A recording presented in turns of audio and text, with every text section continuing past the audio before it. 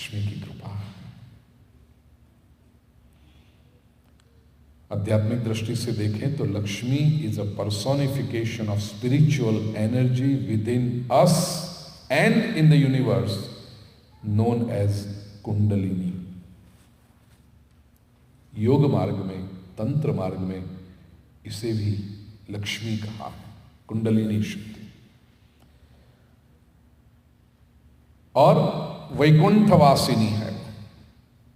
ये वैकुंठ क्या है? वैकुंठ को स्वर्ग के साथ मिस्टेक मत करना। कभी लोग क्या कहते हैं, सब एक ही हुआ ना, सब अलग अलग संप्रदाय के लोग अलग अलग कहते हैं। कुछ लोग कहते हैं वैकुंठ, कोई कहते हैं स्वर्ग, कोई कहते हैं गोलोक, कोई कहते हैं अक्षरधाम। नहीं, ये अलग अलग है। वैकुंठ सुप्रीम है, वैकुंठ से बढ़कर कोई स्थान हो ही नहीं सकता।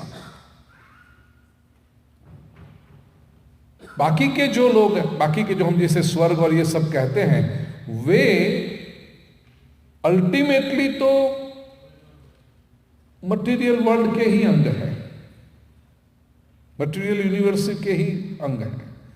Vaikuntha is purely spiritual, eternal and self illuminating, जहां पर भगवान विष्णु परमात्मा स्वरूप या तो लक्ष्मी नारायण स्वरूप में रहते हैं। और ये लक्ष्मी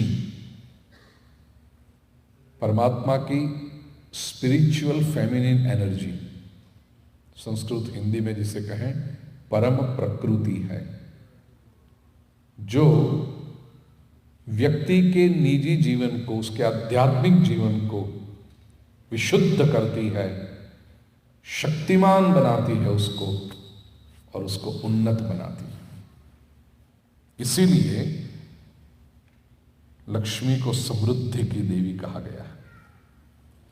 सांसारिक समृद्धि होनी चाहिए, अच्छी बात है, लेकिन उससे महत्वपूर्ण बात है आंतरिक समृद्धि। ये तो कई बार ऐसा होता है, बाहर की समृद्धि आ जाए लेकिन अंदर से आदमी गरीब बनता जाए।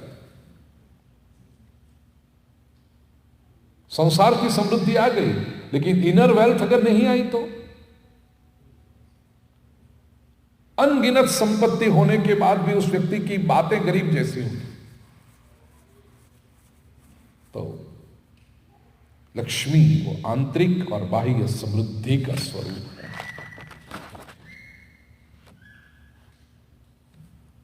तिरुपति बालाजी की बात निकली तो एक बात और उसमें बता दूं आपको कि प्रतिदिन जो भगवान का अभिषेक होता है वहां पर, वह 5 सूक्तों से होता है अभिषेक भगवान का। तो वो 5 सूक्तों में एक श्री सूक्तम है, बाकी के 4 सूक्त पुरुष सूक्त है, विष्णु सूक्त है, भू सूक्त है और नील सूक्त है। श्री सूक्तम जिसका हम चिंतन करने जा रहे हैं, भगवान वेंकटेश्वर को प्रतिदिन उससे अभिषेक होता है। श्री सूक्तम का पाठ करने से परिवार में बड़ी शांति, प्रसन्नता और समृद्धि आती है।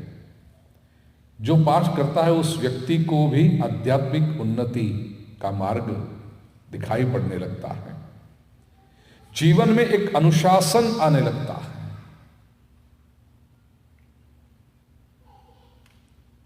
श्री सूक्तम का पाठ करने से व्यक्ति के चारित्र्य में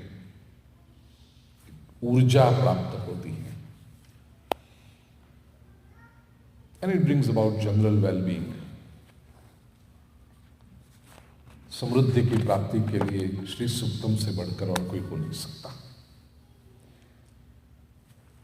श्री यंत्र क्या है, श्री यंत्र की उपासना कैसे करनी चाहिए, ये सारी बातें मैं कल बताऊंगा ये डायग्राम के डेमोन्स्ट्रेशन के साथ।